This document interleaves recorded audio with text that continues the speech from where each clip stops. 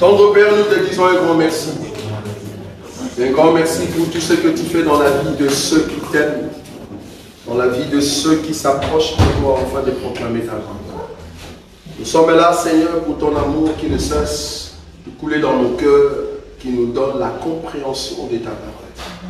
Nous sommes un peuple que tu as façonné par ta parole, tu nous as donné la forme. Nous voici, Seigneur, nous voulons comprendre comment l'enfant grandit dans nos ventres. Cette sémence que tu nous as donnée, nous voulons que cela puisse être grande, afin que la connaissance de ta personne et notre vie, à chaque fois que nous mettons en pratique ta parole, soit différente de ceux du monde. Parce que nous sommes l'identité du ciel, nous devons nous démontrer ce que nous sommes, nous qui sommes des ambassadeurs sur la face de la terre. Bénis tout un chacun de nous et que cette parole trouve place en ton nom Jésus-Christ, que nous avons ainsi prié. Amen. Amen. Hébreux chapitre 1er, chapitre 11, verset 1er. Hébreux chapitre 11, à partir du premier verset. Je commence à dire, or, la foi est une ferme assurance des choses qu'on espère, une démonstration de choses qu'on ne voit pas. Je répète ça. Or, la foi est une ferme assurance des choses qu'on espère, une démonstration de celles qu'on ne voit pas, c'est-à-dire des choses qu'on ne voit pas. Je prends rapidement 1 Corinthiens chapitre 12 et nous allons commencer à présenter la nourriture que le Seigneur a préparée pour nous aujourd'hui. 1 Corinthiens 12, à partir du 4e verset. Il y a diversité des dons, mais le même esprit. Diversité de ministères, mais le même Seigneur. Diversité d'opérations, mais le même Dieu qui opère tout en tous. Or, à chacun, la manifestation de l'Esprit est donnée pour l'utilité commune. En effet, à l'un est donné par l'Esprit une parole de sagesse, à un autre une parole de connaissance selon le même Esprit, à un autre la foi par le même Esprit, et à un autre le don de guérison par le même Esprit, à un autre le don d'opérer de miracles, à un autre la prophétie, à un autre le discernement des esprits, à un autre la diversité des langues, et à un autre l'interprétation des langues. Un seul et même esprit opère toutes ces choses, les distribuant à chacun en particulier comme il veut. Depuis un certain temps, nous avons commencé en ce qui concerne la foi en Dieu. Nous avons dit la foi en Dieu, c'est quoi? La foi en Dieu n'est rien d'autre que vous avez refusé un homme et vous avez pris un autre homme, c'est-à-dire Jésus, parce que vous avez refusé la vie ancienne, l'homme ancien. Maintenant que Jésus vous a donné sa parole, cette parole reste en vous et cette parole commence à croître. Parce que c'est le bébé qui est dans le ventre. Maintenant, ces bébés, comme nous l'avons dit la fois passée, au départ, tu ne sauras pas si c'est une fille ou un garçon. Il faut attendre que la croissance de ces fœtus soit donnée et soit vue par les médecins. Et ce n'est qu'alors, à un temps, maintenant, qu'est-ce qui va se passer? Au fait, le bébé qui est dans le ventre, on saura si c'est un garçon ou c'est une fille. C'est ça, au fait, la foi en Dieu. Plus tu grandis, plus il y a la maturité qui arrive, plus on saura réellement quels sont les dons que j'ai, quelle est la grâce que j'ai dans la présence du Seigneur. Ce n'est pas d'un coup comme ça, tu sauras directement que voilà, j'ai un garçon ou une fille. Non. C'est plus tu grandis dans la foi, plus il y a la manifestation des dons, alors tu sauras quels sont les dons que je possède. C'est-à-dire, on va savoir en fait la croissance de ces bébés, si c'est un garçon ou c'est une fille. Je vous avais dit, je vais illustrer en fait la vie commune par rapport à cet enseignement sur la doctrine. Et c'est comme ça que ça va rester dans votre tête. Alors, aujourd'hui ou la fois passée, s'il faut faire un rappel pour ceux qui n'étaient pas là, j'ai bien dit, j'ai touché 2 ou 3 dons. Je parlais sur la parole de sagesse, la parole des connaissances et la prophétie. Je vous ai dit, la parole des sagesse n'est rien d'autre que ce don qui te permet de traiter de problèmes. C'est-à-dire, s'il y a un problème sérieux, une personne qui a cette grâce, tu n'es pas obligé d'être un vieux. Parce que nous croyons que la sagesse vient aussi par l'expérience de la vie. Si vous êtes vieux, vouloir ou pas, il y a quand même ces côtés de la sagesse. Mais cela ne s'appelle pas don ou parole de la sagesse. Rien à voir. Parole de la sagesse, c'est un don spirituel, c'est-à-dire cela est donné par l'Esprit. Donc, parole de la sagesse, ça vient du Saint-Esprit. Donc, n'importe qui possède le Saint-Esprit, si le Saint-Esprit veut, au fait, t'attribuer, au fait, à ses dons, vouloir ou pas, tu l'auras. Tu peux être jeune, tu peux être vieux, mais si tu as ces dons-là, c'est par le Saint-Esprit que tu vas manifester cela. C'était encore en introduction parce qu'aujourd'hui, nous allons voir maintenant dans le détail. Et je vous ai parlé de la parole des connaissances. Je dis la parole des connaissances, c'est cette grâce qui permet à la personne de comprendre ce qui se passe dans la vie d'une personne ou dans un pays. C'est-à-dire qu'on ne lui a pas informé et la personne a connaissance de cela. Je vous ai donné l'écriture de Jean, je crois, chapitre 1er, là où Jésus parlait avec Nathanaël. Il va dire à Nathanaël, quand tu étais encore sous le figuier, je t'ai vu. Ah, maintenant que je t'ai dit ça, tu crois? Mais si tu crois, tu verras la gloire de Dieu, parce que les anges seront montés et descendre sur le Fils de l'homme.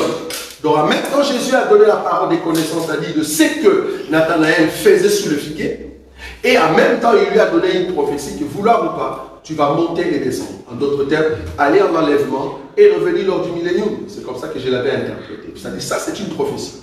Mais la parole des connaissances, c'est ce qui se passe dans vos vies. Dieu peut doter une grâce à un frère. Ce n'est pas seulement les ministres. Même un frère peut avoir ses dons.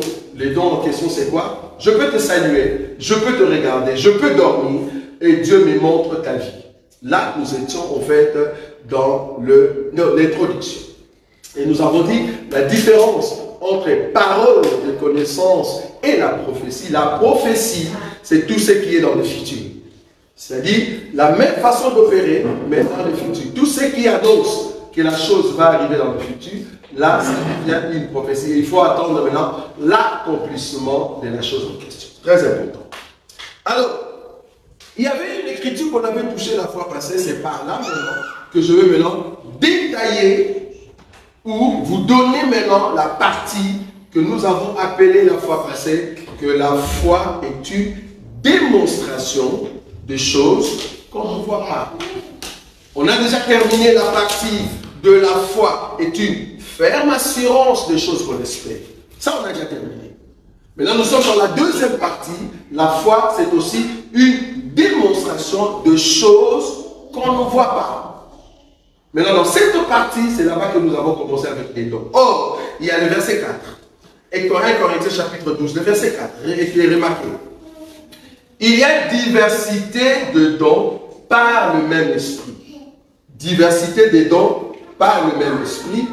Diversité de ministères par le même Seigneur. Et diversité d'opérations par les mêmes dieux qui opèrent tout en tous. Nous avons dit, quand on parle du Saint-Esprit, Jésus ou Dieu, c'est la même personne. Mais cependant, il distribue des dons, il distribue des ministères et il distribue des dons d'opération. Ça va? Maintenant, aujourd'hui, nous allons maintenant détailler les 3 sortes des dons. Si seulement Dieu nous donne les temps, parce qu'on a un programme juste après le culte, parce qu'on doit quand même rester en fraternité et profiter avant la fraternité de prier pour nos enfants. C'est-à-dire, on va prier pour un enfant. Ça va? Donc, ici, nous avons des dons qu'on appelle des dons spirituels. Quand on dit un don spirituel, c'est différent d'un talent. On a dit ça la fois passée. Un talent, c'est quelque chose d'inné. Dieu peut donner cela même à un païen. Je ne parle pas ici des dons de commerce. Un talent de commerce. Ça, c'est juste un langage que les hommes utilisent. Il a un don de commerce. Non, ce n'est pas un don. Ça s'appelle talent. Il a une grâce. Dieu peut faire cette grâce-là à n'importe qui. Ce n'est pas un don spirituel. Donc, tu sais faire. Donc, si on te donne 1000 euros, vouloir ou pas, toi, entre tes mains, les 1000 euros deviendra en fait 10 000. Ça, c'est un talent. Ça peut être familial. Ça, on est d'accord. Il y a des familles. Ils sont 5. Et parmi les 5, il y a 4 entrepreneurs qui savent tourner l'argent. Et vouloir ou pas, ils réussissent. Si toi, tu le suis, Vouloir ou pas, tu vas tomber dans l'échec. Parce que eux, c'est un talent que Dieu leur a donné dans cette famille-là. Il y a d'autres personnes, ils ont un talent, vouloir ou pas, toute leur famille, ils ont cette grâce de bien travailler. C'est-à-dire, ce sont des gens qui sont de courageux. Ils sont de courageux dans leur famille. Toi, tu peux être là avec ton courage, mais tu ne peux pas égaler ces gens-là. Et ils sont soudés. Ça, ce sont des talents que Dieu peut donner. Il y a d'autres familles, ils sont remplis d'amour. Ils savent aimer une personne. Ils sont hospitaliers. Ce sont des talents que Dieu peut donner. Ça peut même être parmi les païens. Ça n'a rien à voir avec ce que nous allons appeler ici des dons spirituels. Rien à voir. Ça, c'est juste des talents. Une personne qui sait chanter. Une personne qui sait, par exemple, comment on dit, donner des conseils. Mais ce n'est pas les paroles de sagesse. Mais si vous êtes avec cette personne-là, c'est comme si vous n'avez pas de problème. Et ce sont des gens calmes dans leur famille. Ils ont cette attitude-là, de la sérénité, du calme, et ils savent approcher les gens. Donc si tu entres avec eux, c'est comme si tu entres dans une famille où on te reçoit directement. Ça, c'est un talent que Dieu a donné à cette famille. Ça n'a rien à voir avec le don spirituel. Pourquoi? Parce que le don spirituel, c'est ce qu'on va détailler ici. Les dons des ministériels, c'est ce qu'on va détailler ici. Et les dons d'opération, c'est ce qu'on va détailler. Donc on a 3 sons. Don spirituel, don ministériel, don d'opération. Mais le tout, au fait, forme des dons spirituels. Parce que c'est par l'esprit que nous bénéficions de cela. Mais j'ai recadré, au fait, ou, quand on dit catégoriser cela en 3, pour que vous puissiez bien voir comment je veux le présenter. Et ce que je veux présenter ici, c'est-à-dire, c'est au fait le poumon, c'est le cœur. Quand un enfant est dans les ventres, je rentre encore dans l'illustration, quand un enfant est dans les ventres, on se voit directement dans le ventre que cette femme commence à être enceinte. C'est-à-dire, tu vas commencer à cracher partout, tu vas commencer à ne pas aimer l'odeur, on comprend que tu es enceinte. Mais ce qui se passe à l'intérieur, on ne voit pas. La démonstration de ce qu'on ne voit pas. Vous voyez? Ce qui se passe à l'intérieur, on ne voit pas. Mais à l'extérieur, c'est au fait l'espérance, l'assurance de choses qu'on espère. Je ne sais pas si vous voyez la différence. Donc ce qui se passe à l'intérieur, on ne sait pas. Mais on sait voir que quand même tu es enceinte. Ça, on sait voir. C'est facile pour voir ça. Mais ce qui se passe à l'intérieur, on ne sait pas. C'est ça l'illustration. Donc ici, nous sommes maintenant dans la partie de la démonstration de ce qu'on ne voit pas. Dans la démonstration de ce qu'on ne voit pas, il y a ce qu'on appelle des dons spirituels. Et dans les dons spirituels, c'est l'homme Paul. Il va essayer d'étaler quelques dons. Il va commencer à citer, par exemple, dans le verset. Je prends le verset 6. Le verset 6, il dit, par exemple, diversité d'opérations, mais le même Dieu qui opère en tout et en tous. Le verset 7. Or, à chacun, la manifestation de l'esprit est donnée pour l'utilité commune. Le 8. En effet, à l'un est donné par l'esprit une parole de sagesse, à un autre une parole de connaissance selon le même esprit, et à un autre la foi par le même esprit, et à un autre le don de guérison par le même esprit, à un autre le don d'opérer de miracles, à un autre la prophétie, à un autre le discernement des esprits, et à une autre diversité des langues et interprétation des langues. Ça, c'est ce que Paul a détaillé. C'est ce que Paul va dire, et nous voulons maintenant catégoriser cela. Premièrement, dans les dons spirituels, nous avons ce qu'on appelle les dons de révélation.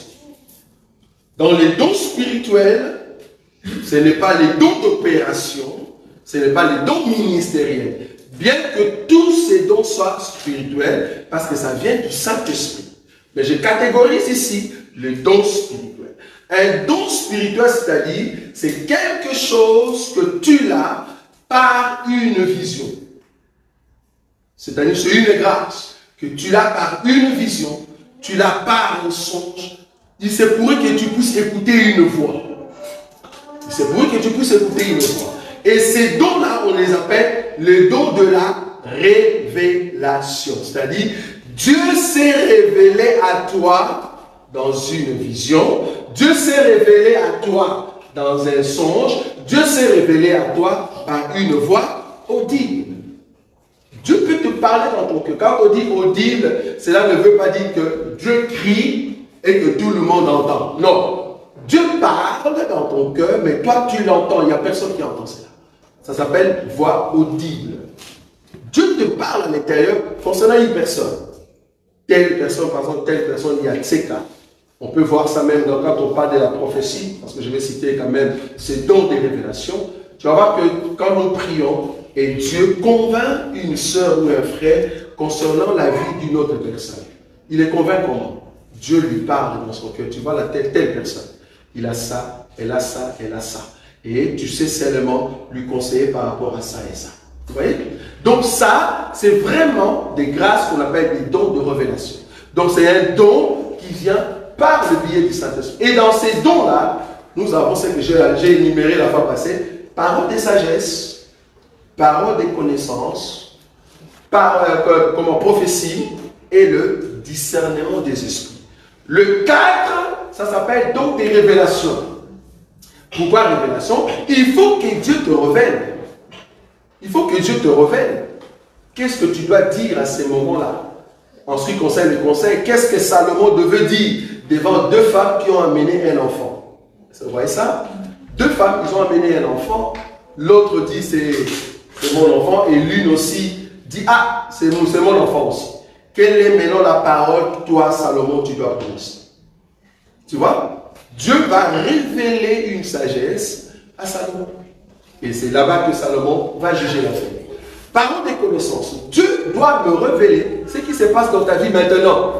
Comme j'avais dit la fois passée, je peux te saluer comme ça. Et du coup, la connexion, Dieu me dit réellement ce qui se passe. Il y a d'autres personnes, ils ont la grâce en te regardant seulement. Comme Pierre et Jean, ils ont regardé, au fait, le boiteux. La Bible dit, ils ont fixé les yeux. Ah, ok. Par la fixation, je peux entrer dans ta vie. Je ne sais pas si vous voyez ça. Donc, je fixe les yeux, j'entre dans ta vie et je vois ce qui se passe. On appelle ça une télévision. J'aime ça quand le prophète utilise ce mot-là, j'aime beaucoup. Ça dit, je vois clair de ce qui se passe dans ta vie. C'est ça la parole des connaissances. Mais ça, ce sont des choses qui se passent dans le présent, pas dans le futur. Pour que ça soit une parole de connaissance, c'est dans le présent. C'est parce que c'est un don de révélation. Dieu me révèle ce que tu es, ce que tu fais. Si réellement tu es en Christ Jésus, je le saurai. Si tu ne l'es pas, je le saurai. Si tu es un sorcier, nous le saurons. Mais le problème est que je ne vais pas te dire que tu es sorcier. Pourquoi? Parce que un don, c'est pour édifier. Est-ce que vous voyez ça? Donc, je peux avoir la parole des connaissances, mais je me dis encore, ah, est-ce que cela édifie? Très important. Il ne faut pas être comme de jeunes d'aujourd'hui qui prennent n'importe quelle prophétie et balancer à n'importe quel moment. Tu n'as pas au fait compris la partie, ce qu'on appelle édification.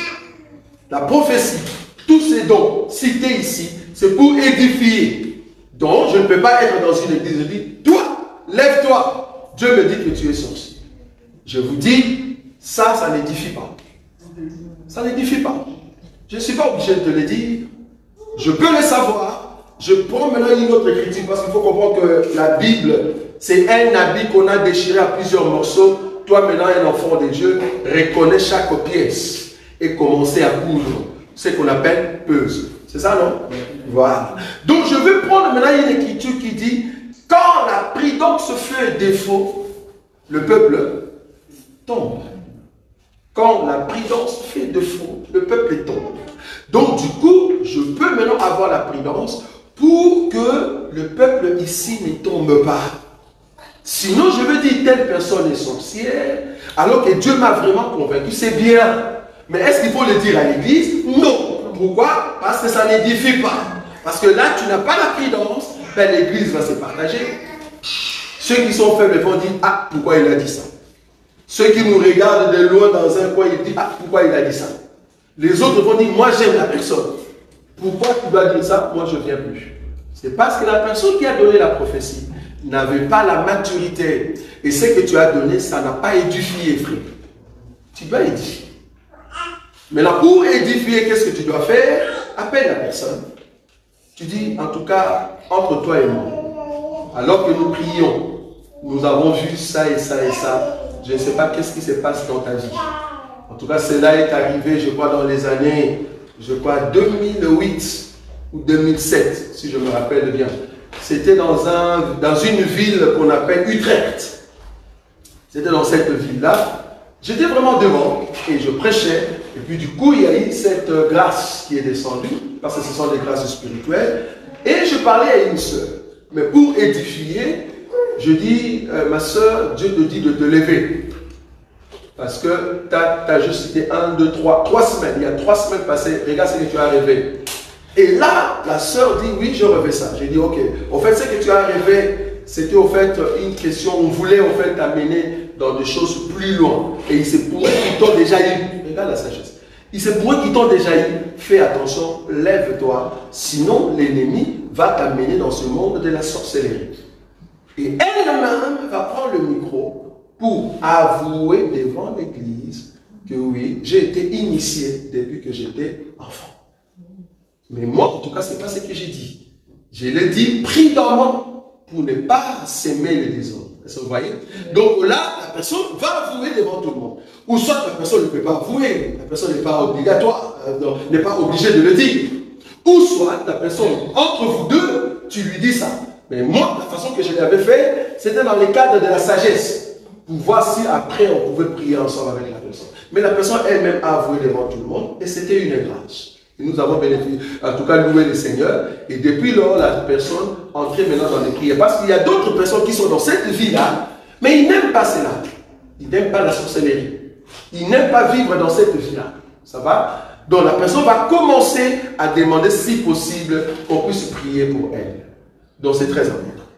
Donc les dons des révélations, Dieu te révèle une chose, mais ça doit édifier. Donc parmi ces dons de révélation, parole de sagesse, parole de connaissance, discernement des esprits.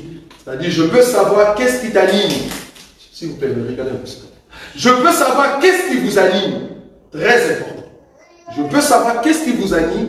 Quel est l'esprit qui vous dérange? Prenons un exemple. Quand la Bible dit que les disciples ont prié pour un enfant, mais les démons qui étaient là ne sortaient pas.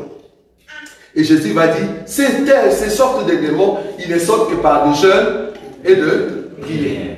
Comment est-ce que tu peux discerner que ces démons ici, pour qu'ils sortent, il faut que ça soit par de jeûne et de prières. Il te faut un discernement. Sinon, tu vas rester là 2 jours. Tu vas rester là 3 jours. Tu continues à dire au nom de Jésus. Au nom de Jésus. Un Jésus qui n'opère pas. Pourquoi? Parce que tu n'as pas discerné quel est l'esprit qui anime la personne. Vous voyez cela? Le discernement des esprits. Très important. Le discernement des esprits. Et le 4e élément, c'est la prophétie.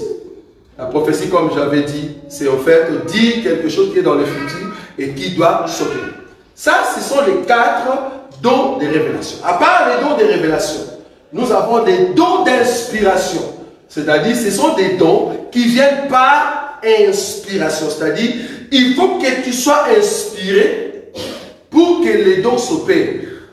Quand je dis inspiré ici, je suis d'accord que tout enfant de Dieu, nous avons l'inspiration du Saint-Esprit. On est d'accord. Mais il faut comprendre que tout enfant de Dieu, vouloir ou pas, le Saint-Esprit reste en nous éternellement. On est d'accord. C'est-à-dire, même quand je dors comme ça, je me réveille, vouloir ou pas, j'ai le Saint-Esprit. Donc, je peux te regarder et je vois. Ça, ce n'est pas vraiment ça l'inspiration que je vais expliquer ici. L'inspiration que je veux expliquer ici, c'est quand je prie, j'entre dans la présence de Dieu, ma conscience et mon esprit s'inspirent de choses ou des merveilles de Dieu. Je ne sais pas si vous voyez là où je suis. Donc j'entre dans l'inspiration de Dieu, dans la profondeur de Dieu. Alors là, mon esprit entre dans ce qu'on appelle extase. Parce que je suis maintenant dans l'inspiration. Je ne parle pas ici de l'inspiration de comprendre les Écritures. Non. Ici, je parle de l'inspiration où ton esprit entre dans l'impact avec le Saint-Esprit et tu entres dans une autre phase. Et parmi les dons d'inspiration, nous avons de ce qu'on appelle parler en langue. Je voulais quand même marteler là-bas. Parler en langue. Parler en langue, c'est un don spirituel. Et j'aimerais souligner que le don en question s'appelle diversité des langues. Ce n'est pas seulement parler en langue, une langue. Regarde bien le parler en langue. Les langues en question sont au pluriel. Ce n'est pas parler une langue, non. C'est parler en langue. Donc tu as les dons de quand tu parles une langue, c'est plusieurs langues. Du coup, dans ces plusieurs langues, toi-même, tu ne peux pas décoder les paroles dans une autre langue. C'est-à-dire, par exemple, si tu pries dans une langue étrangère, est-ce que tu sais le mettre en français? Toi-même, tu ne sauras pas, à moins que tu puisses avoir le deuxième don qu'on appelle interprétation de langue.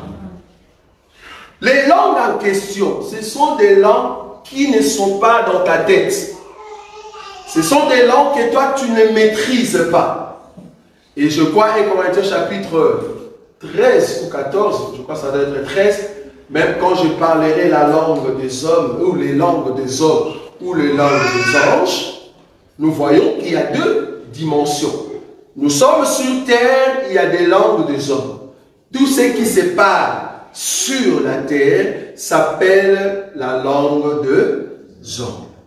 Même si tu vois quelqu'un dire Bakubo Bodi, peut-être toi tu ne sais pas, mais si tu vas au Ghana, dans une forêt, le terme en question veut dire bonjour cher. Vous voyez ça? Mais le fait que c'est une langue des hommes, cette langue se parle sur la face des hommes. Moi personnellement, je ne suis pas obligé de les connaître. Mais par le Saint-Esprit, le Saint-Esprit peut prendre cette langue et mettre en moi. Maintenant, la question, c'est de savoir, ça édifie en quoi? Parce que les dons doivent édifier. Est-ce que vous voyez? Les dons doivent édifier. Ça édifie en quoi qu'on me donne une langue que je ne comprends pas. Donc, quelque part, j'ai besoin qu'il y ait interprète. Pourquoi? Parce que c'est la prophétie qui va au fait édifier. Donc du coup, une langue interprétée devient quoi? Une prophétie. Est-ce qu'on est d'accord? Pourquoi on appelle ça une prophétie? Parce qu'en réalité, tu vas commencer à dire des choses. Ça peut être concernant l'église, ça peut être dans la vie d'une personne, ça peut être dans la vie de ta famille. Et quand tu parles en langue comme ça et qu'il y a interprétation, du coup, qu'est-ce qui se passe? Nous voyons la prophétie. Et cette prophétie édifie. Donc, je peux parler la langue des hommes, et en ce qui concerne la langue des anges, il n'y a aucune langue des anges qui est parlée sur la terre. C'est la langue des anges. Quand on dit la langue des anges, cela veut dire, c'est l'expression de la communication entre les anges. Or, la langue des hommes, c'est l'expression entre les hommes, la communication entre les hommes, en ce qui concerne une tribu ou d'un pays quelconque. Par exemple, au Ghana, ils ont peut-être leur langue anglaise qu'ils ont reçue auprès des Anglais. C'est une langue pour communiquer. D'autre part, il y a l'espagnol. Par exemple, en Angola et Mozambique, c'est l'Angola. Pardon, c'est le portugais. Le Congo, le Rwanda, je ne sais pas moi, Centrafrique ou Congo-Brazzaville, c'est le français. Donc, la langue, c'est pour communiquer entre les hommes. Mais la langue des anges, ce n'est pas pour communiquer entre les hommes. Ce n'est pas pour communiquer entre les hommes, c'est pour communiquer entre les anges. Mais comme c'est une langue angélique, le Saint-Esprit peut te donner cela. Tu peux parler dans cette langue, mais comme nous ne sommes pas des anges, mais il nous faut l'interprétation. Nous, on n'a jamais été au ciel pour parler avec l'ange Gabriel. Parce que l'ange Gabriel lui-même, quand il vient ici sur terre, il ne parle pas dans les langages célestes, il parle dans les langages de la terre. C'est-à-dire, si l'ange Gabriel vient te visiter, il doit parler à Lingala. L'ange Gabriel a parlé à Marie, la langue que Marie comprend.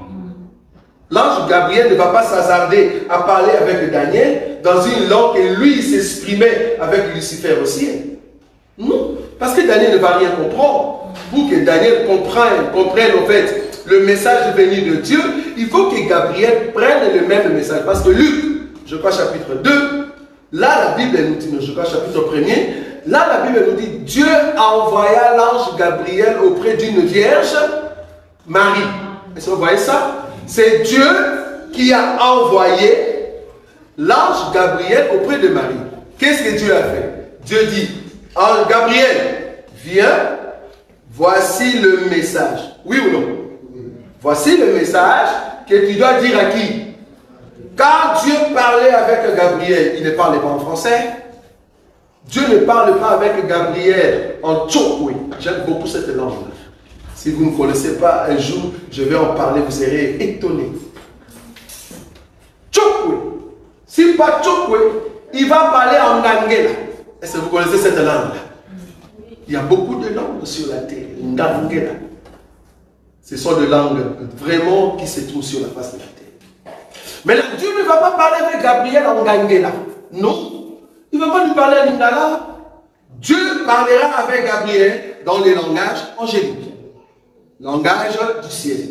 Gabriel écoute le message, il descend, comme il a la capacité parce qu'il vient de Dieu, il descend sur terre, il prend le même message qui a été donné dans les langages angéliques, il le met dans le langage que toi, l'homme, tu dois comprendre. Donc, s'il y a de parler en langue au milieu de nous, obligatoirement, nous devons comprendre.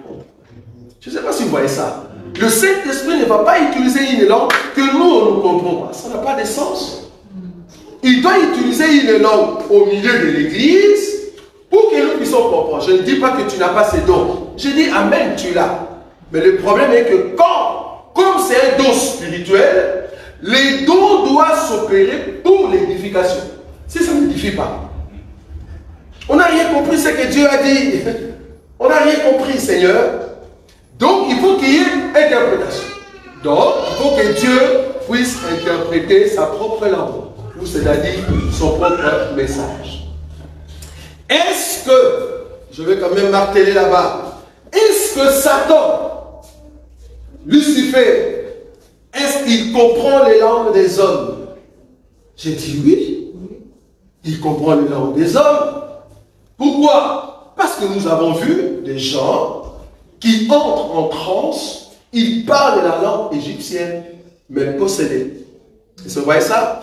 On a vu des gens qui parlent en langue ikaonique, c'est ça les termes, oui. Ikaonique. Les langues ikaoniques, ce sont des langues anciennes, ou soit en araméen. On a vu quand même des gens qui étaient possédés, parce qu'ils priaient dans une église que je tais les noms, mais c'est une église où on fait l'exorcisme. Dans cette église-là, qu'est-ce qui s'est passé? La personne commençait à parler en araméen. En araméen, aujourd'hui, c'est une langue ancienne. Mais la personne était possédée. C'était des démons qui parlent dans une langue araméenne.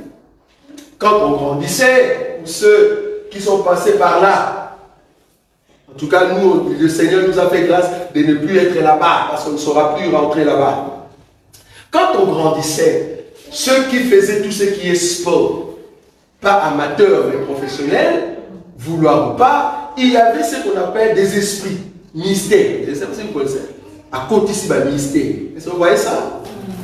Dans cet esprit-là, des démons en toi, je pouvais, en fait, avec des mystères, prendre l'esprit de ce qu'on appelle Johnny Walker. Vous connaissez ça? Vous avez connu Johnny Walker, non? C'est quelqu'un qui est de whisky, non? Mais ces gens-là, ils peuvent invoquer Johnny Walker et la personne commence à danser, bouger comme Johnny Walker. Il bouge textuellement comme Johnny Walker et il commence à parler l'anglais. La personne n'a jamais été à l'école. Je suis. Il n'a jamais été à l'école, mais par des démons, la personne parle l'anglais. Donc, le diable parle les langues des hommes. Donc, je peux être dans une église, s'il y a une langue qui s'opère, je peux me dire, est-ce que c'est une langue des hommes? Si c'est une langue des hommes, est-ce que la langue en question vient de Dieu, oui ou non? Il se pourrait que la langue en question vient du diable. S'il n'y a pas d'interprétation, il nous envoûte. Vouloir ou pas? Je ne sais pas si vous comprenez ce que je dis. Très important. La personne nous envoûte. La personne parle dans une langue, nous on dit Amen, alors que la personne dit vous êtes là et moi je suis cet esprit qui va vous freiner votre vie. Mais il dit ça dans une langue araméenne. Si on n'a pas l'interprétation, la Bible dit tu ne peux pas dire Amen. Or si tu ne dis pas Amen, cela veut dire ce que tu dis ne va pas entrer dans ma vie. Tu intercales au fait le voûtement qui voulait venir parler en langue. Dans l'église, si tu as les dons, gloire à Dieu, ça peut se manifester une fois, 2 fois. Si on n'a pas l'interprète, la Bible dit quoi? Tais-toi. Ils disent le mot, c'est taire. Pourquoi? Parce que les diables peuvent profiter de cela et nous envoûter. Donc il faut attendre qu'il y ait interprétation des langues. Je n'en disconviens pas que des personnes ont la grâce de parler en langue. Moi-même, j'en ai. La grâce de parler en langue, j'en ai.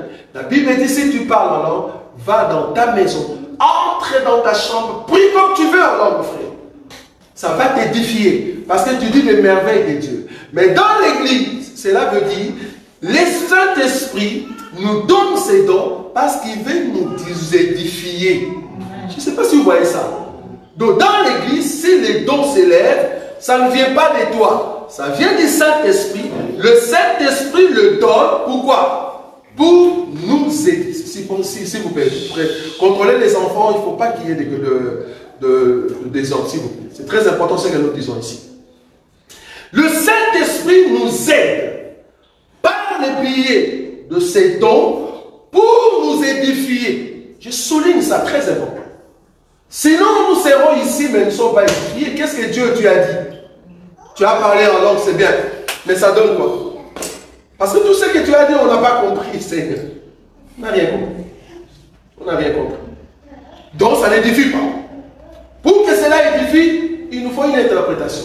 S'il n'y en a pas, on comprend première fois, deuxième fois, la troisième fois, on te dira, frère, sœur, tais-toi. La Bible te dit de te taire. Si Dieu permet qu'il y ait un interprète, gloire à Dieu. Donc, le diable peut parler aussi en langue. Quand je dis en langue des hommes. Est-ce que vous comprenez? Voilà. Est-ce que le diable peut parler en langue des anges? Oui.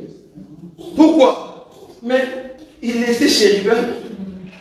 Qui vous a dit que Dieu a changé la langue et lui il parlait aussi?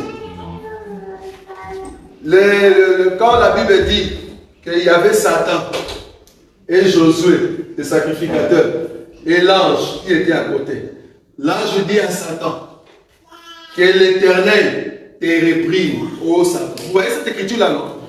Que l'Éternel te réprime, ô Satan. Que l'Éternel te réprime. La question de se savoir. Cet acte-là, ça se passe où? Ce n'est pas dans une église. Ce n'est pas dans une maison. Pourquoi? Parce qu'on dit que c'est l'ange et Satan. Et au milieu, il y avait qui? Sacrificateur Josué. S'il y a un ange, c'est un être spirituel. Satan, c'est un être spirituel. Josué qui est au milieu, c'est le sacrificateur. Donc nous sommes dans une vision. Si c'est dans une vision, l'ange qui parle à Satan, il parle dans quelle langue? Ça ne sert pas en français. C'est dans les langages célestes. C'est la langue des anges. Quand la Bible dit que Satan combattit contre Michael et Gabriel a été freiné pendant 21 jours pour amener au fait ce qu'on appelle les dons à Daniel, la question c'est de savoir, quand on a arrêté Gabriel, ou soit Gabriel qui était là ne pouvait pas descendre, et Michael qui combattait, il combattait comment? Par des signes. Non, vas-y, dis-nous seulement c'est par des signes. Il ne parlait pas, les combats en question. Les combats en question, ce n'est pas dans les langages célestes. C'est dans les langages célestes. À moins que tu puisses nous prouver dans les Écritures que quand Satan a été jeté sur terre, Dieu a changé les langues. Au ciel, il dit, Satan est descendu, allez, tous les anges venaient à partir d'aujourd'hui, allez, bam, votre langue est changée, les diables ne comprendront plus la langue des anges. Si tu as cette écriture-là, montre-nous. Les diables comprennent aussi les langues des anges. Donc, pourquoi je tombe là-bas? C'est pour t'amener dans ton esprit que quand tu pries en langue, toi c'est que tu penses que quand tu pries en langue, cette prière-là a plus de puissance que quand tu pries en lingala. Non, c'est faux. Ça c'est vraiment l'église pentecôtiste qui dit ça. Parce que moi je viens de là. Ça c'est la pensée pentecôtiste. C'est-à-dire, frère, là vous priez toi en lingala, le diable va prendre tout ce que vous dites en lingala. Ouais. Regarde comment il réfléchit. Tout ce que vous dites en lingala, même les sorciers comprennent. Il faut changer, frère. Que tout le monde commence à parler en langue. Et là, maintenant, tu fais Shabalabalabala, Shabalabalabala. Donc, vous pensez que les diables ne comprennent pas à aller parler en langue. Si ce que tu dis là, c'est la langue des hommes, les diables comprennent. Si ce que tu dis, c'est la langue des anges, les diables comprennent. Ce qui est important dans une prière, que ce soit en lingala, que ce soit en français, que ce soit dans les doses inspirées, c'est-à-dire parler en langue, ce qui est important est que toi, un enfant de Dieu, quand tu pries en lingala, les diables n'ont pas le pouvoir d'arrêter ta prière. C'est ça qui est important. Mais il faut être un enfant de Dieu. Il faut être un enfant de Dieu parce que quand tu pries, les diables n'ont pas autorité d'arrêter quoi? Ta prière ou de freiner. Le diable arrêtera ta prière parce que tu es encore dans le monde. Si tu es dans le monde, c'est là-bas que le diable peut freiner, arrêter au fait ce qui est ta prière. Mais si tu entres dans la présence de Dieu, parce qu'on a vu des gens dans leur famille, qu'est-ce qui se passe? Dans leur famille, ils n'évoluent pas. Pourquoi il n'y a pas d'évolution? Mais c'est parce que l'ennemi, il y a un lien de famille. Et ce lien familial fait que tous ceux qui sont nés dans cette famille, même si vous élevez la prière, étant donné que vous n'avez pas donné exactement votre vie à Jésus, vouloir ou pas, vos vies sont freinées. On a vu cela. Donc, il faut vraiment donner vos vies à Christ. Donc, du coup, qu'est-ce qui se passe? L'ennemi prend la supériorité. Mais si seulement vous avez Christ, si seulement vous avez Dieu, vouloir ou pas, que ce soit en français, en Kikongo, en Gangela, hein, que ce soit en Tchokwe, vouloir ou pas, le diable n'a pas le pouvoir d'arrêter tout ce que vous dites dans la prière. Parce que les dieux qui vous écoutent, parce qu'il y a beaucoup quand ils prient, hein, ils pensent que sa prière, c'est en fait, c'est comme si tu disais dans une sorte de tuyau. Tu vois? Le tuyau ou un canal. C'est-à-dire, quand je commence à prier, il y a un canal qui s'efforce et le canal, ça monte, jusqu'à ce que ça touche Dieu au-dessus, tu vois? Quand nous prions, Dieu n'est pas loin de nous, il est ici. Amen. Toi, ce que tu penses, tu crois, Dieu est trop loin. Seigneur, j'écris à toi, pourquoi tu ne réponds? Donc tu veux commencer à crier. Non, Dieu est ici. Le problème, Dieu regarde ce qui se passe dans ton cœur. Quel est l'état de ton cœur? Par l'état de ton cœur, il y a ce qu'on appelle accomplissement. Donc, le Dieu qui est tout près de toi, il n'est pas loin. Il t'écoute. Vous voyez? Il t'écoute.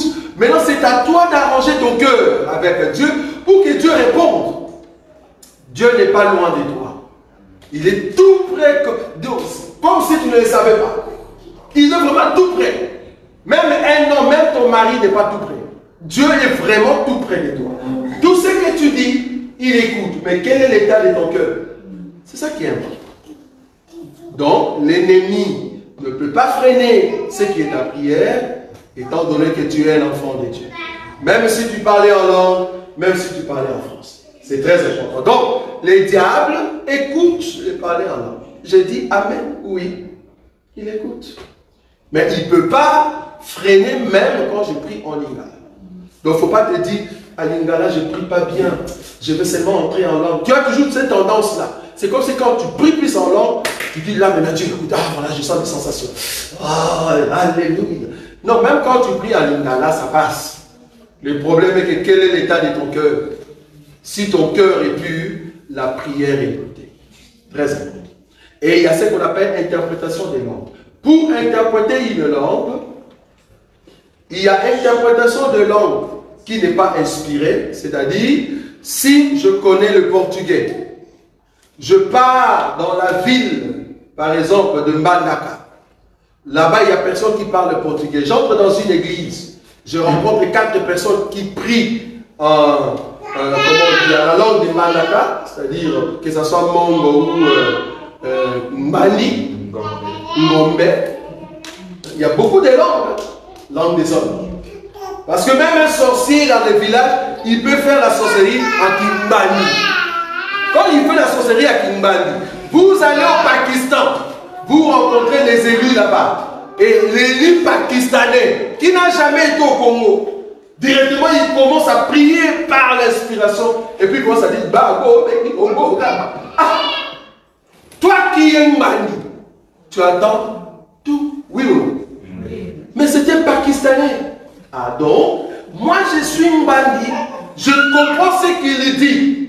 Il parle de Jésus-Christ, il loue Dieu. Moi je les comprends parce que je suis Mbandi. Je ne sais pas si vous comprenez. C'est pas que j'étais inspiré, non, c'est ma langue maternelle. Ah, on comprend maintenant. Actes des Apôtres, chapitre 2. Les gens qui étaient venus, ils écoutaient Pierre qui parlait en langue, dans leur langue maternelle. Voilà. Donc, je peux interpréter une langue sans pour autant avoir le Saint-Esprit. Là, ce n'est pas un don spirituel. Quand est-ce que l'interprétation des langues devient un don de révélation ou un don spirituel? Si je ne connais pas la langue, je n'ai jamais été à l'école pour apprendre cette langue-là, mais par le biais du Saint-Esprit, j'interprète la langue. Vous voyez? Parce que quelqu'un qui a l'interprétation des langues, il peut même interpréter la langue des anges. Alors que tu n'as jamais été au ciel. Mais comment tu entends la langue des anges? Est-ce que vous voyez? Donc, interprétation de langue, tu peux être inspiré ou non. Si tu es inspiré, ça devient un don. Si tu n'es pas inspiré, c'est parce que tu as connu cette langue, parce que c'est une langue maternelle. Est-ce que vous avez compris cela? Donc ici, j'ai expliqué les dons d'inspiration, parler en langue et interprétation des langues. Et j'ai expliqué les dons des révélations. Dons des révélations, paroles de sagesse, paroles de connaissance, discernement des esprits et prophétie. Maintenant, Paul va nous dire, il y a diversité de dons. Après, il a dit, il y a diversité d'opérations. Quand on parle diversité d'opérations, je vais prendre une écriture. Remarquez. C'est quoi diversité d'opérations? Diversité d'opérations. Luc chapitre 9. Ces enseignements vont vous aider, même après. Allez regarder ces enseignements. Parce que nos mamans de bien-aimés de Paris, mon frère Jimmy ou soit Zélote, ils ont mis cela par série. Vous pouvez les prendre, télécharger comme un cours. Moi, en tout cas, je n'ai pas l'habilité de mettre mes cours dans un livre, ou soit mettre les enseignements dans un livre. En tout cas, pour commencer à les vendre, en tout cas, ce n'est pas mes pensées. Mais je donne ça pour tout le monde. Un enseignement comme ça, on ne peut pas le mettre dans un livre et commencer à vendre. Non. Ce qu'on peut vendre, c'est quelque chose qui est ailleurs. Tu veux donner des conseils, parce que là, c'est dans les cadres de business. Ici, ce n'est pas dans les cadres de business. Tu veux gagner de l'argent, tu prends cet enseignement, les mêmes enseignements prêchés comme ça, tu le mets dans un livre, 10 €, 10 €. Là, c'est la même chose que tu vends la parole de Dieu. Je suis contre. Je suis contre ça. Je ne peux pas soutenir cela. C'est un enseignement. Si vous voulez écouter cela, allez sur YouTube. Si vous voulez le mettre dans vos syllabus, mettez-le. Mais moi, en tout cas, je ne le ferai pas. Je le mets dans un support et je commence à vendre. À moins qu'il y ait des éditeurs qui veulent le prendre et le mettre dans un livre et qu'eux, ils commencent à vendre, mais pas moi. Ça va? On est quand même d'accord là-dessus. Moi, je ne peux pas vendre les enseignements. Donc, si vous voulez les avoir, allez sur YouTube. Prenez le premier jusqu'à maintenant. Vous aurez un grand support de tout ce qu'on a dit ici. Et je vous dis, vous serez riches. C'est très important. Luc chapitre 9. Regarde le verset 6. Parce que là, on va vite, hein, parce qu'on doit terminer à 13 h. Luc chapitre 9. Luc chapitre 9. Je prends le verset. Quel verset qui m'intéresse ici? Le verset 6. Luc 9, verset 6. Ils partirent et ils allèrent de village en village, annonçant la bonne nouvelle et opérant partout des guérisons. Très important. Jean chapitre 6. Jean chapitre 6. Le verset 2. Jean 6, verset 2. Une grande foule le suivait parce qu'elle voyait le miracle qu'ils opéraient sur le malade. Parce qu'ils voyaient le miracle qu'ils opéraient sur le malade. Nous voulons parler sur le don d'opération. C'est quoi les dons d'opération? C'est ce qu'on appelle aussi les dons de puissance. Je veux toucher les dons d'opération. Dans les dons d'opération, il y a ce qu'on appelle les dons de puissance. Ce n'est plus les dons de révélation, ce n'est plus les dons d'inspiration, mais c'est les dons de puissance. Je vais vous montrer comment ça s'opère. Je vais prendre une dernière écriture. Galates. Galates chapitre 3. Pour prêcher ces choses ici, c'est vrai que tu n'auras pas la totalité, mais du moins, tu dois avoir l'expérience. Tu ne peux pas prêcher les dons si tu n'as jamais su quels sont les dons que tu as. Comment tu vas nous enseigner quelque chose que tu n'as pas? Pour enseigner les dons, pour enseigner tout ce que nous mettons ici en pratique, même si je n'ai pas la totalité, mais du moins je sais comment ça s'opère. Ou soit tu étais dans un milieu où tu as expérimenté ces dons. Très important. Ça va? Je vais prendre les Galates. Galates, chapitre 3. Le verset qui m'intéresse ici, c'est le verset 5. Remarquez le verset 5. Galates 3, le verset 5. C'est lui qui vous accorde l'esprit. Remarquez l'esprit là-bas, c'est en majuscule. On est d'accord? L'esprit qui est là-bas en majuscule, c'est lui qui vous accorde l'esprit et qui opère quoi? Des miracles au pluriel. Vous avez vu ça? Qui opère des miracles parmi vous? Les fait-il donc par les œuvres de la loi ou par la prédication de la foi? Vous avez vu ça? C'est par la prédication de la foi. Ce n'est pas par les œuvres de la loi. Il le fait par la prédication de la foi. Or, nous sommes dans la partie où nous avons dit la doctrine, ou soit le fondement de la foi en Dieu. Donc, la foi en Dieu, il y a aussi les dons qu'on appelle les dons d'opération des miracles ou des guérisons. Ces dons, Paul l'a cité, il a dit, il y a aussi ce qu'on appelle les dons d'opérer de miracles, dons de guérison et les dons de foi. Je n'ai pas dit dons de la foi. Non, je bien dit dons de foi. Les trois, c'est ce qu'on appelle les dons d'opération ou les dons de puissance. Ces dons-là, pour l'exercer, tu dois être sûr, convaincu par le Saint-Esprit que tu possèdes les dons. N'essayez pas ces dons si tu n'es pas convaincu que tu as les dons en question. Qu'est-ce que je veux dire par convaincu ou l'assurance que Dieu t'a donné? Cela veut dire, je reviens encore dans l'illustration. Il faut comprendre l'illustration. Je suis enceinte. J'ai été auprès d'un médecin. Après 7 mois de ma grossesse, le médecin a regardé dans le ventre.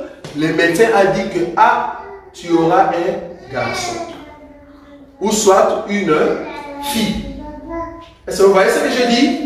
Le médecin va faire ce qu'on appelle échographie et il va voir si tu auras un garçon ou une fille. Ça, c'est le médecin du monde. Ou soit, tu dors, Dieu, le Seigneur de gloire, te dit que tu auras un enfant. L'enfant que tu auras, ça sera un garçon. Tu lui donneras les noms de.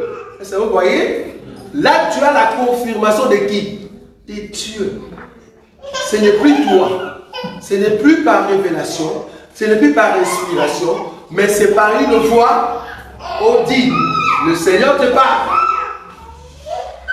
C'est une conviction. L'assurance. Est-ce que vous voyez? Tu as l'assurance de la part du Seigneur. Cela t'aide pour que tu puisses être sûr que ce n'est pas une fille qui est dans mon ventre, mais c'est un garçon. Ce n'est pas un garçon qui est dans mon ventre, mais c'est une fille.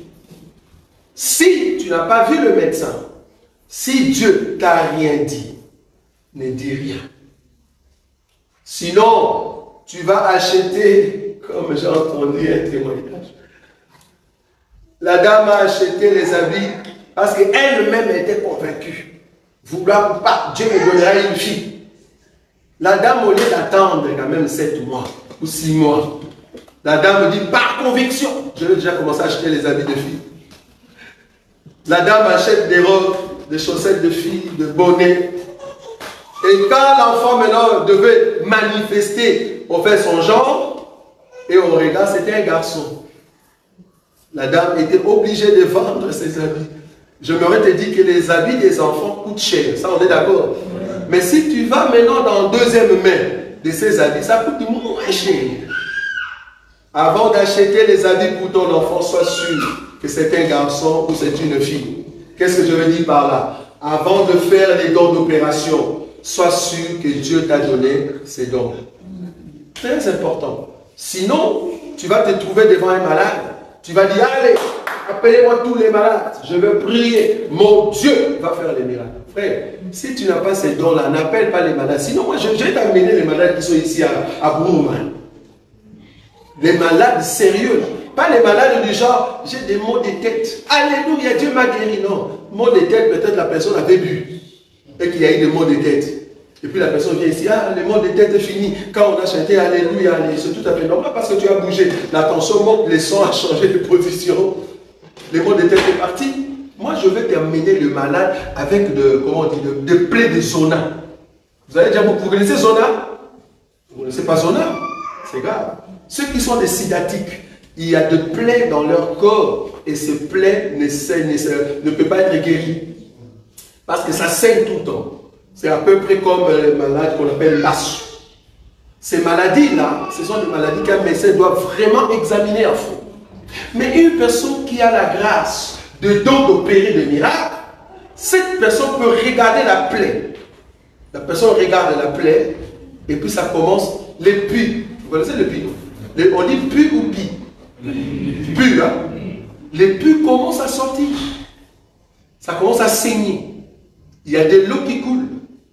Juste par le regard, par le nom de Jésus, il y a une puissance qui se dégage par l'homme de Dieu ou le serviteur ou soit le frère. Et puis la plaie commence à être guérie. Et il te dit par exemple, va mettre de l'eau chaude là-dessus. Demain ou après-demain, après une semaine revient, la plaie ne sera plus là. Une personne comme ça, c'est une personne qui a reçu ses dons parce que le Seigneur l'a convaincu qu'il a ça. Si toi tu vois cela, tu dis, ah bon, si je le fais, tu seras comme Simon le magicien. Tu vas voir que ça va aller, ça ne va pas passer, frère. Sois sûr que le bébé que tu as dans les ventres, c'est un garçon ou c'est une fille. Je peux voir une personne qui ne parle pas. Vous voyez? La personne dit,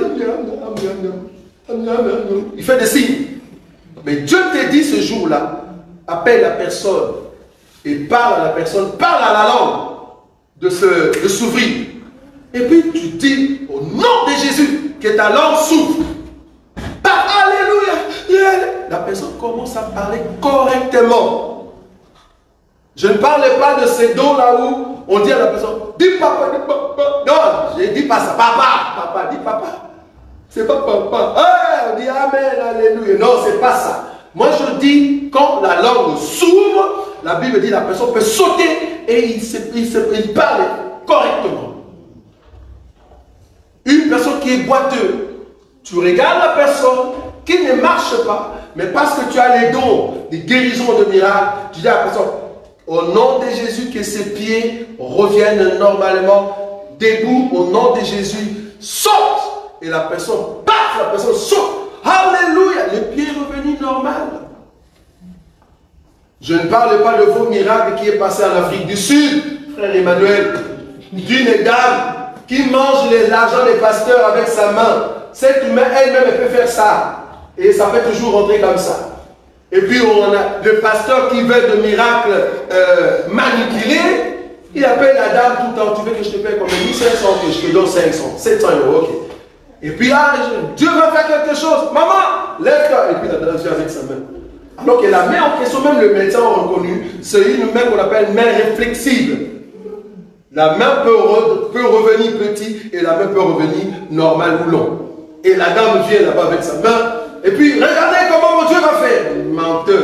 Tu avais donné 500 euros, messieurs. Et la dame devant tout le monde, on jette de l'eau sur sa main. Et puis la main commence à... Ah, regardez comment Dieu fait. Regarde, alléluia. Et puis tout le monde le crie.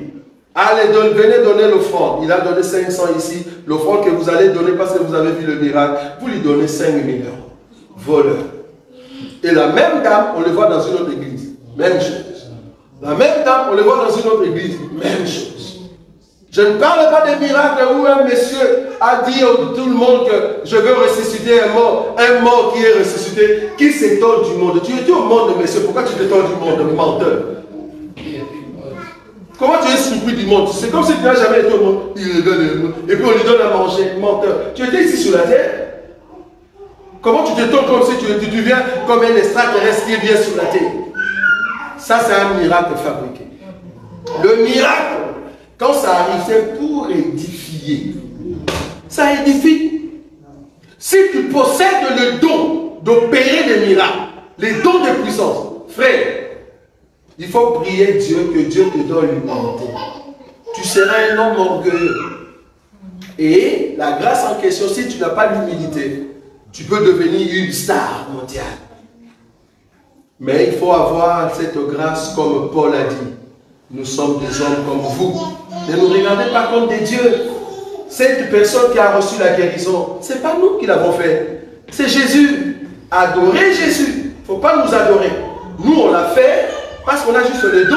Mais la personne qui a opéré le miracle, ce n'est pas nous. C'est au fait Jésus qui est en nous. Donc, il ne faut pas nous adorer, adorer Jésus. Mais les hommes d'aujourd'hui, si tu as ces dons-là, tu deviens star. Toutes les femmes à l'église deviennent tes femmes. Là, tu dors dans des étoiles. Tu commences à parler un français bizarre. Et tu ne prêches plus. Tu prêches seulement 5 minutes. Je vais démontrer la puissance de Dieu pour vous montrer que j'ai Dieu. Pour connaître que tu as Dieu, il faut avoir le miracle. C'est faux. Pour connaître que tu as Dieu, il faut prendre la parole de Dieu et mettre en pratique. Ce n'est pas le miracle. Parce que si c'était le miracle, Simon des magiciens, qui faisait de faux miracles, il allait entrer au ciel. Pour connaître que tu es des dieux, que tu es un homme des dieux, ce n'est pas le miracle, frère. Les miracles accompagnent, c'est un don, matabisi, qu'on a rajouté à ta foi. Mais ce qui fait que tu es un homme des dieux, tu es un serviteur des dieux, pratique de la parole des dieux. Et c'est ça qui va te faire entrer dans le ciel. Ce n'est pas le miracle. Remarquez, j'ai toujours dit, peut-être pas tout sera témoin. On a fait des services en France. Il y a eu des réalisations terribles en France. Peut-être vous ici, vous n'avez pas encore vécu. Bon, nous espérons que Dieu va nous aider parce que nous sommes encore sur terre. Je me rappelle un jour, on était là, on priait même partout. Est venu, on a dit, on va prier ensemble. J'ai senti comme je devais donner mon manteau au frère Patou. C'est juste. Parce qu'il y avait une onction terrible dans la salle. Et je vous dis, en Paris, nous expérimentons des grâces de gens déjà tombés. Mais remarquez, vous qui regardez des vidéos, il n'y a aucune vidéo où on vous a montré que nous avons prié la personne tombée par terre. Pourquoi on ne vous montre pas? J'ai dit, il ne faut pas attirer le peuple parce que les gens tombent. Non, on ne vient pas à l'église parce que les gens tombent. Ça, c'est une confirmation que nous avons l'onction des dieux. Mais ce qui est important, venir dans un lieu, c'est quand l'homme de Dieu respecte l'enseignement. Il faut que l'eau et le robinet soient parfaits. C'est là-bas que tu peux venir. Ce ne sont pas des miracles. Le samedi passé, on a été au baptême. Pour ceux qui regardent des vidéos, regardez bien les vidéos du frère Zélote. Je le dis devant la vidéo ici. Le samedi, on a été au baptême. Même dans les baptêmes, il y a une manifestation. Dans les baptêmes. On est arrivé dans la salle les dimanches, parce qu'il fallait faire l'imposition de main. Regardez bien la vidéo du frère Zélote. Vous allez voir, parce que c'est moi qui ai donné les consignes. Et je le fais partout où je passe. Les consignes est que, quand une personne tombe, il ne faut pas montrer la personne. Pourquoi? On a déjà eu un problème ici. Même ici en Belgique, le problème c'était quoi? On a prié pour notre frère Eddie, Luc, c'est Luc, Eddie, le blanc, c'est Eddie. On a prié pour notre frère Eddie, papa d'Eddie. Qu'est-ce qu'il a dit après? Les gens qui ont regardé la vidéo, on l'a appelé. Ah bon? Tu as été dans cette église, on t'a mis à genoux et on t'a imposé le main par des noirs. Est-ce que vous voyez? Les gens peuvent regarder la vidéo. Toi, tu penses que ça va édifier, mais ça peut amener ces côtés de mépris. C'est pour cela que nous avons dit, ce ne sont pas ces actes-là qui vont attirer le peuple. Je peux mettre ça devant. Comme ça, je dis, venez voir que Dieu agit au milieu de nous. Allez regarder la vidéo de dimanche passé en France. Vous allez voir que nous avons imposé le main à des gens qui étaient là. Moi et le frère Gauthier. On a commencé la première personne, deuxième personne, troisième personne. Regardez bien la vidéo. Vous allez voir que le frère Zélot a fui. Pourquoi? Parce que juste quand on priait, du coup, il y a eu une manifestation. La personne est tombée par terre. C'est quoi tomber? Tomber veut dire, nous qui prions, qui imposons le main, il y a eu une grâce qui se dégage. Vous voyez ça? Qui se dégage de nous et qui entre dans le corps de la personne et trouve une faiblesse. Et la faiblesse en question peut faire que l'esprit ou le mouvement en question, tu ne supportes pas. Tu peux tomber, mais ce n'est pas quelque chose de normal. C'est quelque chose qui est spirituel. Donc, ces manifestations-là, on l'a. Mais le problème, on ne va pas les mettre au devant pour que vous puissiez venir à l'église. Donc, des grâces comme ça, nous l'avons. Je ne dis pas que j'aime pas. Je suis d'ailleurs fier quand je vois ces choses. Mais je dis, il ne faut pas mettre ces images-là pour attirer le cœur. Très important. Les dons de puissance, c'est en fait des dons de guérison, des dons de miracles et les dons de foi. Si tu n'as pas la foi qu'une personne va ressusciter, n'y va pas. N'ose pas dire que la Bible a dit, vous ressusciterez le mort. Si tu fais ça, frère, même nous, on va te dire, tu n'as jamais compris les dons. Il ne faut jamais faire ça. Fais ça si Dieu te dit réellement que tu as un garçon ou une fille dans les ventres. Or, pour comprendre cela, grandis seulement dans la foi avec nous. Continue dans l'enseignement. Ça va venir automatiquement. Ne fabrique pas. Ne fabrique pas. Ça va venir. Tu sauras qu'est-ce que tu as. Tu le sauras. Continue dans la foi, ça va sortir. Tu rajoutes la prière et tu rajoutes l'enseignement, ça va sortir. Voilà. Ça, c'est les dons, au fait, de ce qu'on appelle le don d'opération. Opération de quoi? De miracle, opération de guérison et opération de foi. J'avais donné la différence pour terminer aujourd'hui parce que prochainement, nous allons toucher les dons ministériels et nous allons terminer la partie de la foi en Dieu. Les dons ministériels, ça peut nous prendre le mercredi, vendredi et le dimanche prochain. J'avais expliqué que la différence entre un don de guérison et les dons de miracle, c'est quoi? Les dons de guérison, c'est au fait tout don que, au-delà de la prière, même le médecin, par la connaissance de lui à l'université, il peut aussi guérir cette maladie. C'est-à-dire, le médecin peut donner des conseils pour que tu puisses recevoir des médicaments et être guéri. Maintenant, si toi, homme de Dieu, tu peux guérir cette maladie-là, que les médecins aussi peuvent guérir, toi, tu deviens une personne qui a la grâce de ce qu'on appelle don de guérison. Parce que toi, tu ne le fais pas avec les médicaments, toi, tu ne le fais pas avec la pharmacie, mais tu le fais seulement avec la prière. Avec ta prière, une personne qui est malade reçoit la guérison. Avec ta prière, une personne qui avait beaucoup de soucis dans son cœur était déchiré à fond. Peut-être il y avait les cancers à l'intérieur. Et toi, tu pries, les cancers est parti. On a vu des gens. Les cancers est parti. Ça, c'est un don de guérison. Mais quand est-ce qu'un don de guérison devient don de miracle? C'est quand les médecins n'y peuvent plus rien. Les médecins ne savent plus rien faire. C'est-à-dire, les médecins vont même te dire, il te reste 2 semaines de vivre sur la terre. Ou les médecins vont te dire, en tout cas, nous, cette maladie, on ne sait plus rien faire. Il n'y a que Dieu qui peut faire. Là où les médecins sont limités, la seule personne qui vient au-dessus, c'est Dieu, par les dons de ce qu'on appelle miracle. Là, maintenant, il faut un miracle. Une personne qui a la main séchée, vouloir ou pas, à l'hôpital, il n'y a rien qui va s'opérer. Parce que sa main, les nerfs sont séchés. Le médecin ne va pas mettre des nerfs pour fonctionner. Non, c'est sèche. La main est sèche. La seule chose qui peut venir, c'est les dons de miracle. Tu pries et parce que tu as les dons, la main s'ouvre.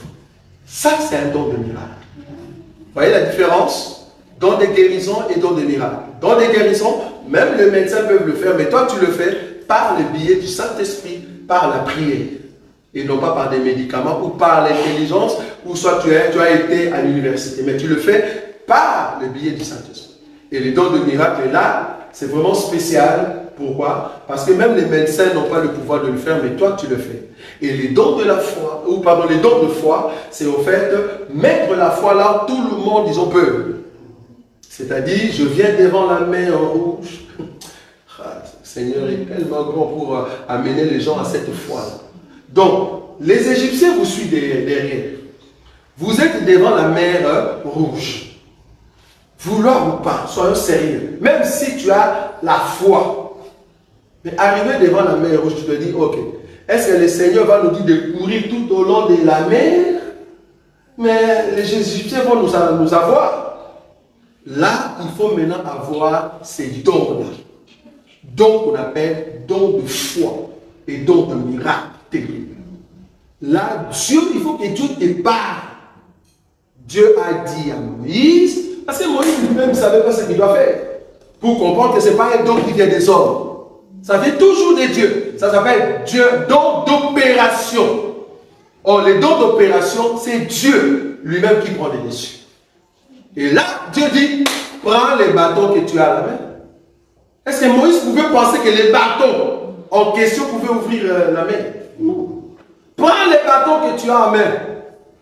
Et c'est ça qui va ouvrir.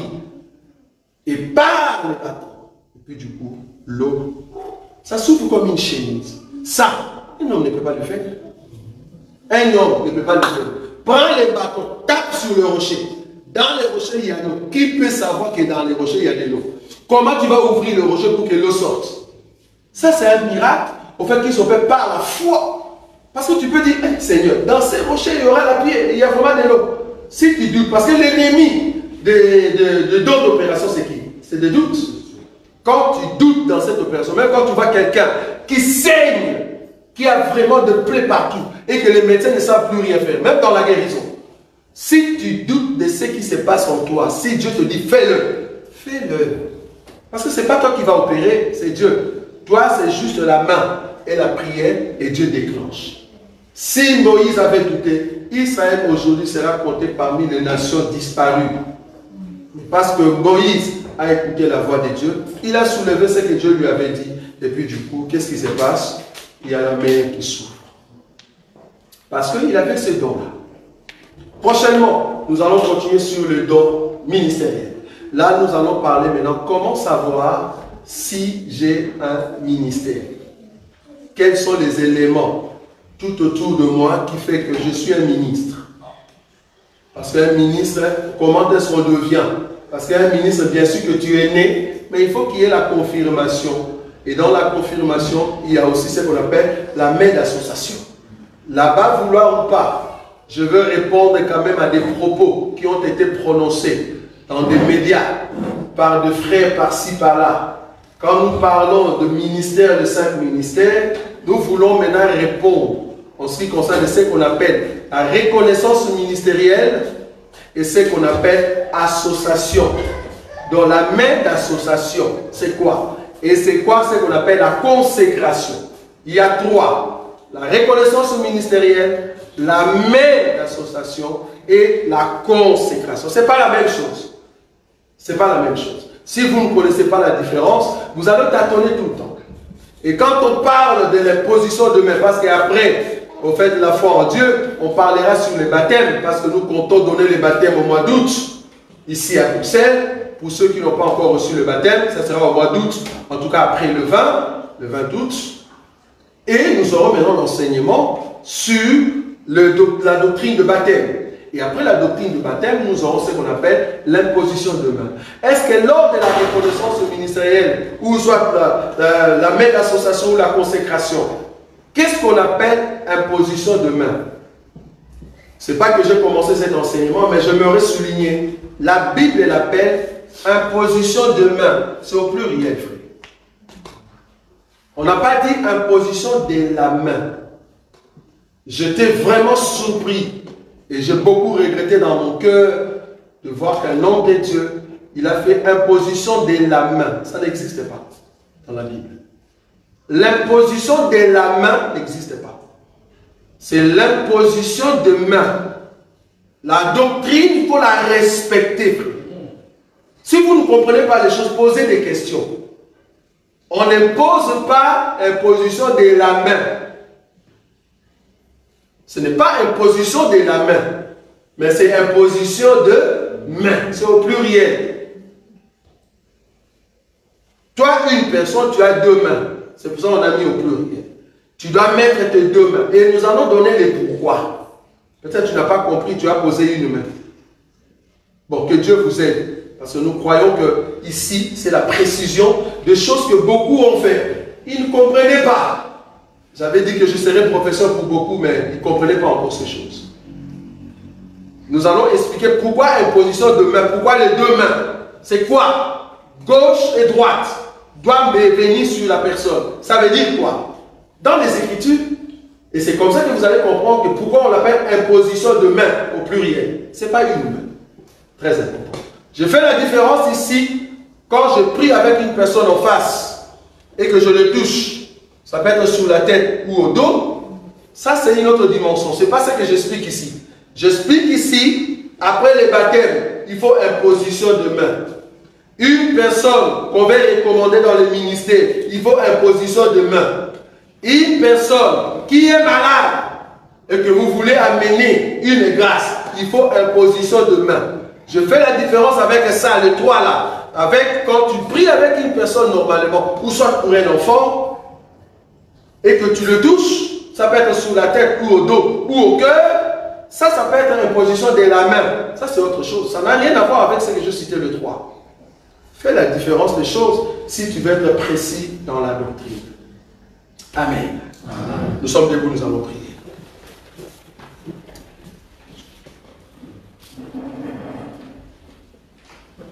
Tu vas élever la voix, bien-aimé. Tu vas prier le Seigneur de gloire qui nous a donné sa grâce. Il veut que tu puisses avoir une foi qui ne peut pas être ébranlée. Une foi qui t'amène dans une autre dimension. Le Seigneur veut que tu puisses aller de mieux en mieux avec le Seigneur pour que ta vie soit complètement changée. Il te faut cette foi. C'est par la foi que tu vas atteindre des grandeurs. Et même s'il y a d'autres enseignements, tu ne vas pas bouger. Parce que tu sais que tu as la foi en Christ et Jésus et non pas par l'homme de Dieu. Tu as la foi par l'enseignement et non pas par une personne. Tu vas prier, Seigneur, je veux que ma foi soit grande. Commence à prier maintenant.